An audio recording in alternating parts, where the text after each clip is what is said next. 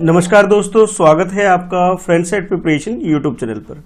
इस चैनल पर मैं लेके आता हूँ रोजाना एजुकेशनल वीडियो। आज की इस वीडियो में हम लोग डिस्कस करेंगे करंट अफेयर जनरल स्टडी के उन सारे क्वेश्चन को जो कि आपसे पूछे जा सकते हैं किसी भी कॉम्पिटिटिव एग्जामिनेशन में। ये वीडियो टोटली डेडिकेटेड है किसी भी स्टेट का पीसीएस एग्जाम और यूपीएससी प्रीलिम्स के लिए। तो आप इस वीडियो को यूटिलाइज करिए प्रैक्टिस के रूप में और चेक करिए कि आप कितने क्वेश्चन के आंसर सही कर पा रहे हैं। और वीडियो के एंड में स्कोर करके अपना आंसर जरूर बताइए कमेंट करते हुए कि आपने कितने क्वेश्चन के आंसर सही अटेम्प्ट किए। चलिए फिर स्टार्ट करते हैं फर्स्ट क्वेश्चन के साथ। With reference to hologram imaging consider following statement. इस क्वेश्चन में आपसे होलोग्राम इमेजिंग के बारे में पूछा जा रहा है और इसके रिगार्डिंग में आपके पास ये कुछ स्टेटमेंट दे दिए गए हैं। According to first statement, these are the 3 dimensional image. यानी कि आप ये बोल सकते हो होलोग्राम इमेजिंग की अगर हम बात करें, इसके अंदर ये बोला जा रहा है इसके अंदर हम 3 डायमेंशनल इमेजेस के बारे में डिस्कस किया जाता है।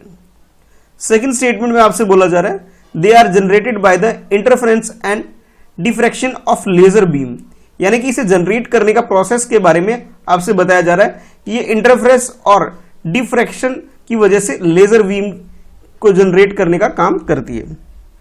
थर्ड स्टेटमेंट में आपसे बोला जा रहा है it can be used to detect virus and antibodies. यानी कि ये वायरस और एंटीबॉडीज को डिटेक्ट करने में, पता लगाने में भी हेल्प करती है अकॉर्डिंग टू थर्ड स्टेटमेंट। ये 3 स्टेटमेंट आपको दे दिए गए हैं। तीनों स्टेटमेंट को ध्यान में रखते हुए आपको चूज करना है करेक्ट स्टेटमेंट कौन सा है। ऑप्शन ए के अकॉर्डिंग फर्स्ट स्टेटमेंट करेक्ट है, ऑप्शन बी के according second and third statement correct है। अगर हम बात करें ऑप्शन सी की, तो इसमें बोला जा रहा है कि फर्स्ट एंड सेकेंड स्टेटमेंट दोनों करेक्ट है। और ऑप्शन डी में आपसे बोला जा रहा है फर्स्ट सेकेंड एंड थर्ड ये तीनों ही स्टेटमेंट करेक्ट है। तो आपके अकॉर्डिंग जो भी करेक्ट ऑप्शन आपको लगता है और आंसर को चूज कर लीजिए। तो इस क्वेश्चन की अगर करेक्ट आंसर की बात करें, तीनों ही स्टेटमेंट बिल्कुल करेक्ट है। अब डिटेल में जान लेते हैं होलोग्राफी होता क्या है। ये एक 3 डायमेंशनल इमेज जनरेट करने का एक प्रोसीजर आप इसे बोल सकते हैं, जिसके अंदर 3 डायमेंशन में, ठीक है, आप लोगों ने सॉलिड फिगर के बारे में पढ़ा होगा। उस सॉलिड फिगर की आइडेंटिटी को ध्यान में यूज करते हुए 3 डायमेंशनल यूज करके एक इमेज को जनरेट किया जाता है। इट मीन्स आप ये कह सकते हो कि भाई आपको जो स्टेटमेंट आपको गिवन था कि फर्स्ट स्टेटमेंट वो बिल्कुल करेक्ट है। और सेकंड स्टेटमेंट की बात करें कि इसके प्रोसेस के बारे में, कैसे इसे जनरेट किया जाता है, तो लेजर बीम की एक प्रॉपर्टी होती है इंटरफेरेंस, उस प्रॉपर्टी को यूज करते हैं और उसके साथ डिफ्रैक्शन, इन दोनों प्रॉपर्टी को यूज करके इसे जनरेट करने का काम किया जाता है। अभी रिसेंटली क्या हुआ है, न्यूयॉर्क यूनिवर्सिटी ने के जो साइंटिस्ट है उन्होंने एक मेथड डेवलप किया है। इस मेथड के अकॉर्डिंग कि भी वायरस को, किसी की बॉडी से वायरस को और एंटीबॉडीज को डिटेक्ट करने का काम किया जा सकता है इसकी हेल्प से। तो यानी कि आप ये बोल सकते हो तीनों statement, first second and third, तीनों ही स्टेटमेंट बिल्कुल करेक्ट है। तो करेक्ट आंसर हमारा ऑप्शन डी हो जाता है।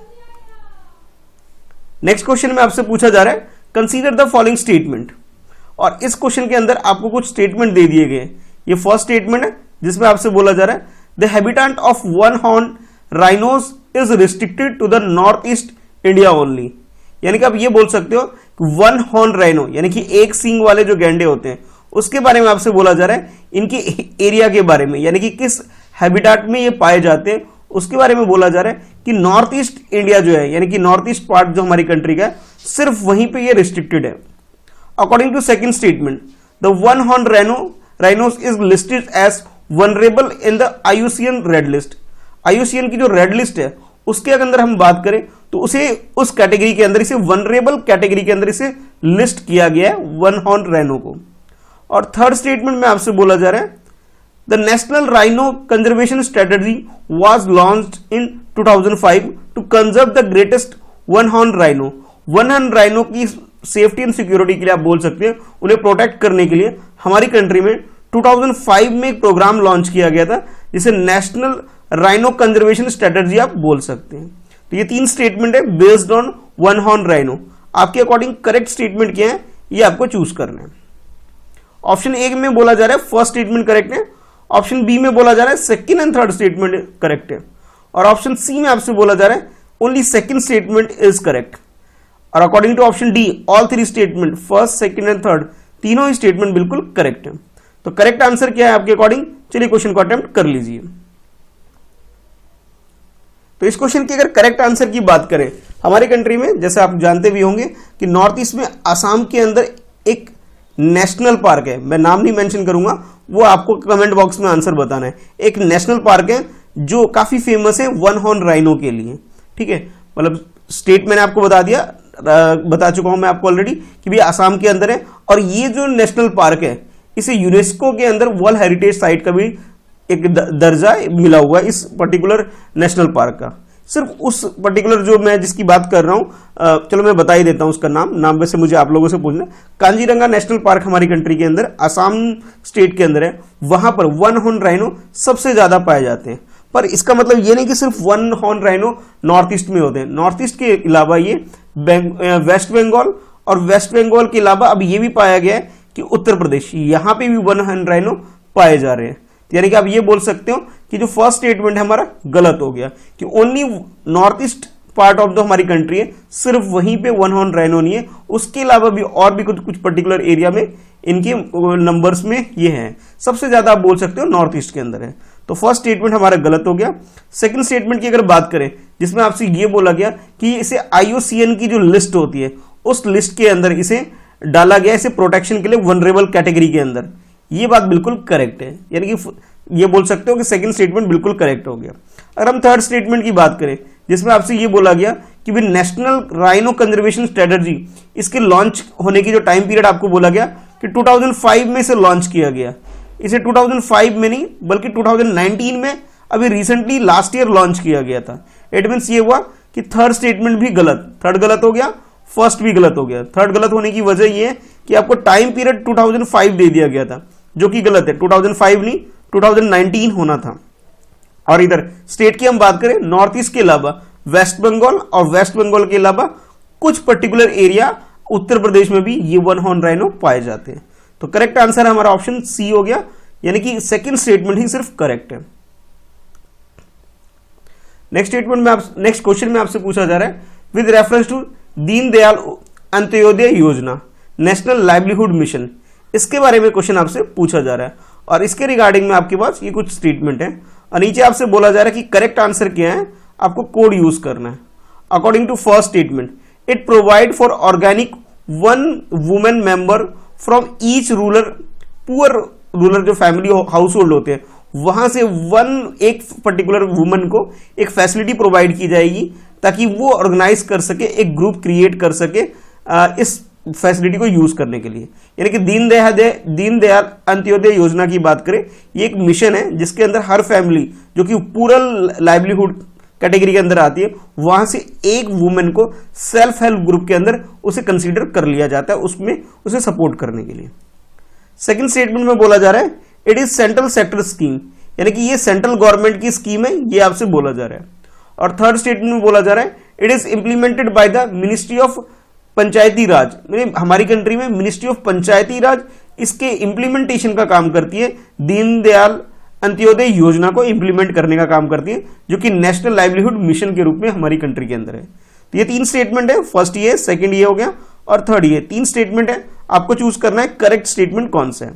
According to option A first statement correct है, ऑप्शन बी की बात करें second and third statement correct है, और ऑप्शन सी में आपसे बोला जा रहा है कि भी सेकंड स्टेटमेंट ही करेक्ट है, और ऑप्शन डी में आपसे बोला जा रहा है फर्स्ट सेकंड एंड थर्ड तीनों ही स्टेटमेंट बिल्कुल करेक्ट है। तो आपके अकॉर्डिंग करेक्ट आंसर क्या है, चलिए क्वेश्चन को अटेम्प्ट कर लीजिए। तो इस क्वेश्चन के करेक्ट आंसर की बात करें तो ओनली फर्स्ट जो स्टेटमेंट आपको वो करेक्ट दिया गया है।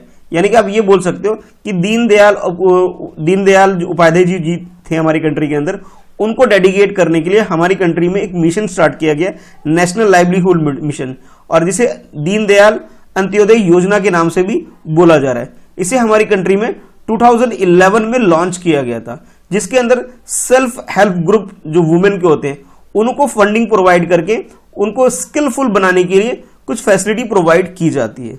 ठीक है, यानी फर्स्ट स्टेटमेंट तो हमारा करेक्ट है। सेकंड स्टेटमेंट की बात करें जिसमें आपसे ये बोला गया कि भाई ये जो प्रोग्राम में ये जो मिशन है सेंट्रल गवर्नमेंट का है, ये सेंट्रल गवर्नमेंट का मिशन नहीं है बल्कि सेंट्रली स्पॉन्सर्ड मिशन है।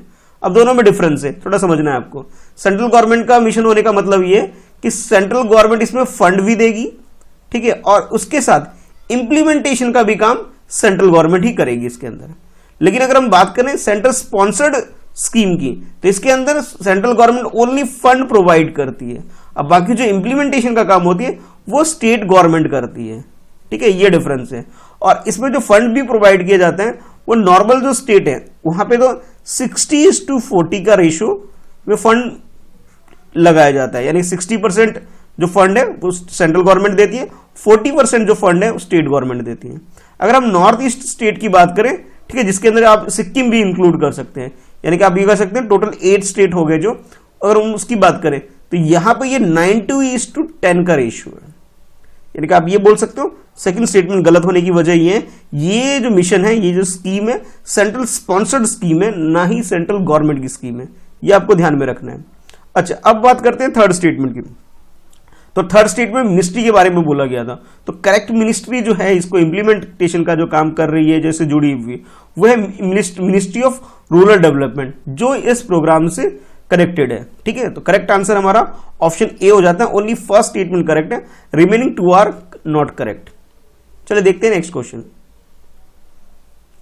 नेक्स्ट क्वेश्चन में आपसे पूछा जा रहा है with reference to open market sale scheme OMSS consider following statement, यानी एक OMSS के बारे में आपके पास ये फर्स्ट स्टेटमेंट और इसके नीचे ये सेकंड स्टेटमेंट गिवन है। अब आपको बताना है कि करेक्ट स्टेटमेंट क्या है, ये आपने चूज करना है। ठीक है, ये क्वेश्चन आपके लिए। According to first statement it is selling of food grain by the central government कह सकते हो, या फिर government agency at predetermined price at open market. Open market में फूड ग्रेन को सेल करने का एक प्रोसीजर आप कह सकते हो, स्कीम है, जिसमें गवर्नमेंट की जितनी भी एजेंसी होती है जो भी इससे कनेक्टेड है, वो एक फिक्स प्राइस पे जो प्री डिटरमाइंड होती है कि भाई इतने रुपए पर केजी जो भी प्रोडक्ट है फूड ग्रेन है उसे सेल करने का काम करती है ओपन मार्केट में। ये आपसे बोला जा रहा है कि ओपन मार्केट सेल स्कीम का मीनिंग ये है एक तरह से। और सेकंड स्टेटमेंट में बोला जा रहा है it is done by the national agriculture cooperative marketing federation of India, यानी कि नाफेड इस काम को इंप्लीमेंट करने वाली ऑर्गेनाइजेशन के रूप में आप इसे ट्रीट कर सकते हैं। ये 2 स्टेटमेंट हो गए आपके पास। ठीक है, OMSS के बारे में आपने चूज करना है कि करेक्ट स्टेटमेंट कौन सा है। ऑप्शन ए के अकॉर्डिंग फर्स्ट स्टेटमेंट करेक्ट है, ऑप्शन बी के अकॉर्डिंग सेकंड स्टेटमेंट करेक्ट है, और ऑप्शन सी के अकॉर्डिंग फर्स्ट और सेकंड दोनों ही स्टेटमेंट बिल्कुल करेक्ट है। अगर हम बात करें ऑप्शन डी में आपसे बोला जा रहा है कि फर्स्ट एंड सेकंड दोनों ही स्टेटमेंट गलत है, तो करेक्ट स्टेटमेंट आपके अकॉर्डिंग क्या है? चलिए आंसर, अपना आंसर जो भी है चूज कर लीजिए ऑप्शन में से। तो इस क्वेश्चन की अगर करेक्ट आंसर की बात करें, करेक्ट आंसर इसका ऑप्शन ए यानी कि फर्स्ट स्टेटमेंट ही करेक्ट है, सेकंड स्टेटमेंट गलत है। नाफेड इसके इंप्लीमेंटेशन करने वाली ऑर्गेनाइजेशन नहीं है, बल्कि FCI यानी फूड कॉर्पोरेशन ऑफ इंडिया जो हमारी कंट्री के अंदर है वो इसको इंप्लीमेंटेशन का काम करती है। बाकी अब ये बोल सकते हो कि ओपन मार्केट सेल स्कीम जो है ये गवर्नमेंट का एक स्कीम कह सकते हो, जिसके अंदर फूड ग्रेन को सेल किया जाता है एक particular fix pre determined price के अंदर। ठीक है, ये आप बोल सकते हो। यानी कि करेक्ट आंसर जो हमारा हो जाएगा वो हो जाएगा option A, first statement correct है, सेकंड स्टेटमेंट गलत इसलिए हो गया ऑर्गेनाइजेशन आपको गलत दे दी गई है। और अगर बात करें कि भाई ये FCI के बारे में, तो ऑलमोस्ट एवरी स्टेट, हर स्टेट के अंदर इसका एक इंस्टीट्यूशन है, इनका एक ऑफिस है जहां पे ये लोग ये काम करते हैं, फूड या फूड ग्रेन मटेरियल जो भी होते हैं उनको सप्लाई करने का, उसको सेल करने का काम करती है। करेक्ट आंसर हमारा ऑप्शन ए हो जाता है। नेक्स्ट क्वेश्चन में आपसे पूछा जा रहा है विद रेफरेंस टू, ये जो क्वेश्चन है आपसे ये इकोलॉजी बेस्ड क्वेश्चन है, जिसमें आपसे बोला जा रहा है विद रेफरेंस टू मधुका डिप्लोमेटामोन recently seen in the news consider following statement, यानी कि आपको मधुका डिप्लोमेटामोन के बारे में आपसे क्वेश्चन पूछा जा रहा है और उसके रिगार्डिंग में ये स्टेटमेंट आपको दे दिए गए। ये फर्स्ट स्टेटमेंट है, ये सेकंड और इसके नीचे ये थर्ड स्टेटमेंट है। तीनों स्टेटमेंट में से आपने चूज करना है कि करेक्ट स्टेटमेंट कौन सा है। According to first statement it is species of non flowering plant which has been listed critical in danger in IUCN red list. IUCN की रेड लिस्ट के अंदर एक क्रिटिकल इंडेंजर कैटेगरी के अंदर स्पीसीज के अंदर इसे नॉन फ्लोरिंग प्लांट के रूप में इसे लिस्ट किया गया है। यह आपसे फर्स्ट स्टेटमेंट बोला जा रहा है। According to second statement the tree species was long believed to be extinct has been rediscovered after a gap of 184 year, यानी कि 184 ईयर के बाद ये ट्री दोबारा देखने में मिली है। ऐसा आपसे बोला जा रहा है सेकंड स्टेटमेंट में। और थर्ड स्टेटमेंट में बोला जा रहा है the tree was discovered by the forest research institute. Forest research institute ने इस ट्री को डिस्कवर करने का काम किया है। 3 स्टेटमेंट हो गए, आपने चूज करना है कि भाई करेक्ट स्टेटमेंट कौन सा है। ऑप्शन ए के अकॉर्डिंग फर्स्ट स्टेटमेंट करेक्ट है, ऑप्शन बी के अकॉर्डिंग ऑप्शन ए के अकॉर्डिंग फर्स्ट एंड सेकंड दोनों ही स्टेटमेंट करेक्ट है, ऑप्शन बी के अकॉर्डिंग सेकंड स्टेटमेंट करेक्ट है, ऑप्शन सी के अकॉर्डिंग फर्स्ट एंड थर्ड दोनों स्टेटमेंट करेक्ट है। अगर हम बात करें ऑप्शन डी, इसमें आपसे बोला जा रहा है ऑल 3 स्टेटमेंट आर करेक्ट। तो आपके अकॉर्डिंग करेक्ट आंसर क्या है, चलिए क्वेश्चन को अटेम्प्ट कर लीजिए। तो इस क्वेश्चन के अगर करेक्ट आंसर की बात करें, पहले तो ये ट्री देख लेते हैं। ये मधुका डिप्लोमेंटमॉन जो ट्री की हम बात कर रहे हैं वो ये ट्री है, और ये हमारी कंट्री में जो केरला स्टेट है, बिल्कुल साउदर्न जो स्टेट है केरला, इस पर्टिकुलर स्टेट के अंदर ये ट्री देखा गया है। ठीक है, तो यानी कि आप ये बोल सकते हो कि भाई आपके पास जो सेकंड स्टेटमेंट है कि काफी टाइम के बाद, यानी कि अराउंड 140 ईयर आफ्टर 184 ईयर, अब मैं करेक्शन करूंगा, 184 ईयर के बाद इसे केरला के अंदर कोलम डिस्ट्रिक्ट के अंदर दोबारा इस ट्री को देखा गया है। तो ये जो स्टेटमेंट है ये तो बिल्कुल बिल्कुल करेक्ट है। अच्छा, बाकी अगर हम IUCN की लिस्ट के अंदर इसे बात करें इस ट्री को, तो इसे थ्रेटन कैटेगरी के अंदर या थ्रेटन स्पीसीज के अंदर इसे रेड लिस्ट के अंदर इसे डाला गया है। तो फर्स्ट स्टेटमेंट में थोड़ी सी गलती है, तो इसलिए फर्स्ट स्टेटमेंट हमारा गलत हो जाता है। हाँ, सेकंड स्टेटमेंट बिल्कुल करेक्ट है। थर्ड स्टेटमेंट की बात करें तो इस पर्टिकुलर ट्री को डिस्कवर करने का जो काम किया है वो क्या है, Jawaharlal Nehru tropical botanic garden and research institution, जिसे हम शॉर्ट में JNTBGRI ने इस काम को कंप्लीट किया है। यानी कि आप ये बोल सकते हो कि भी अगेन जो थर्ड स्टेटमेंट में जो इंस्टीट्यूशन है जिसने इसे डिस्कवर करने का जो काम किया है वो भी आपको गलत बताया गया है। फर्स्ट एंड थर्ड स्टेटमेंट गलत है, करेक्ट स्टेटमेंट आप बोल सकते हो सेकंड बिल्कुल करेक्ट है, और उसी के अकॉर्डिंग आपका जो आंसर हो जाता है ऑप्शन बी हो जाता है। इससे पहले इसे 1835 में देखा गया था, उसके बाद काफी दिन टाइम के बाद, मतलब ऑलमोस्ट 184 ईयर आफ्टर इस ट्री को दोबारा देखा गया और डिस्कवर करने का काम Jawaharlal Nehru tropical botanic garden and research institution ने इसे कंप्लीट किया है। ठीक है, अब आप कमेंट करके बताइए कि आपने कितने क्वेश्चन के आंसर सही किए। वीडियो आपको पसंद आता है तो वीडियो लाइक जरूर करिए, अपने दोस्तों में से शेयर करके मुझे थोड़ा सपोर्ट कर सकते हैं आप, ताकि मैं आपके लिए और ऐसी वीडियो लेके आऊं। ठीक है, अब आज के लिए आपके लिए जो क्वेश्चन होने वाला है, क्वेश्चन आपके लिए ये होने वाला है आपको FCI के बारे में। ठीक है, हमारी कंट्री में जो ये ऑर्गेनाइजेशन है FCI, इसके बारे में आपको स्टडी करना है। और FCI के अलावा एक और ऑर्गेनाइजेशन नाफेड के बारे में भी आपको जानना है। यानी कि FCI प्लस नाफेड, ये 2 क्वेश्चन आपके लिए हो जाएगा कि नाफेड और FCI के बारे में आपको बताना है कि भाई मतलब स्टैब्लिश्ड कब हुआ था, ये आपको बताना है। ठीक है, उसके बाद हेड कौन है और इनका मेन मोटिव क्या है, यानी कि किस फील्ड में ये काम करते हैं, दोनों में डिफरेंस क्या है, ये आपको बताना है।